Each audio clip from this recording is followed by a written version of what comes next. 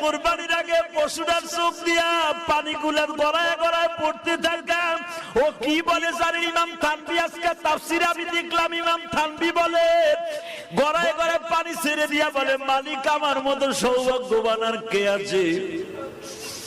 তুমি আমার একটা ভালো লোকের বাড়িতে খরিদ করলা। দেখবেন যে এই পশুগুলো কাঁদে, ওই মালিকের টাকার মধ্যে কোনো ভেজাল নাই। ও মালিকের বারিন্দায় বসে বসে কাঁদে আর বলে, মালিক